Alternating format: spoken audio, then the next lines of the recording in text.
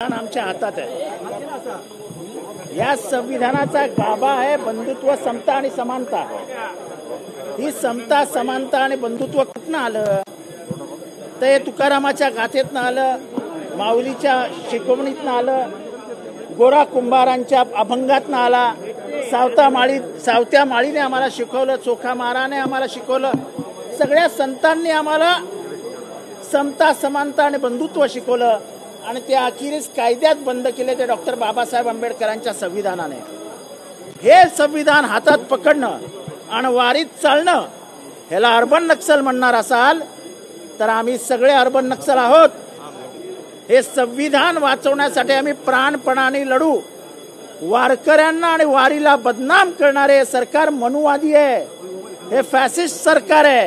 हे तुकारामाला, हे ज्ञानेश्वर माऊलीला, हे गोरा कुंभाराला, हे सावता माळीला, हे सगळ्यांना बदनाम करणारे सरकार आहे। त्याचा आम्ही धिक्कार करत आज आंदोलन केलं।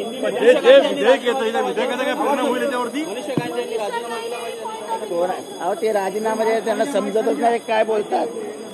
ज्या वारीला ऐतिहासिक परंपरा आहे, ज्या वारीने इथल्या कर्मकांडाला मुठमाती दिली, ज्या वारीने इथले भेदभाव संपवले, त्या वारीला तुम्ही अर्बन नक्सल म्हणता? काय लावलंय काय असं?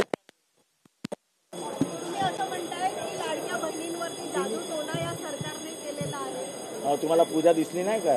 तुम्हीच दाखवली ना। तुम्ही दाखवता पण आणि विसरता पण।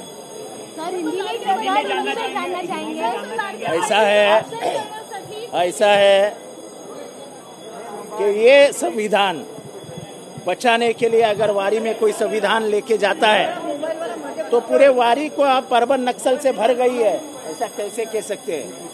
ये वारी को एक ऐतिहासिक परंपरा है जो तुकाराम महाराज, ज्ञानेश्वर माऊली के जमाने से चलते आ रही है। हमारे संविधान का जन्म ये वारी से ही हुआ है। ये वारी हमें समता, समानता और बंधुत्व सिखाती है। जो हमारे मूलभूत संविधान का जो मूलभूत गाभा है, जो प्रियम्बल है, वो कहाँ से आया है? वो वारी से आया है। वो वारी को तुम नक्सलवाद, अर्बन नक्सल कह देते हो, बदनाम कर देते हो वारी को। ये संविधान हमारे हाथ में है, हम बचाएंगे।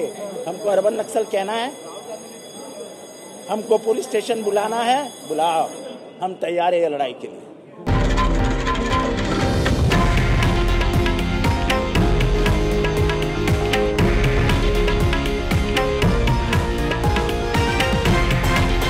हे आहे देशातील नंबर 1 न्यूज नेटवर्क आणि आपण पाहत आहात TV9 मराठी, एकमेव।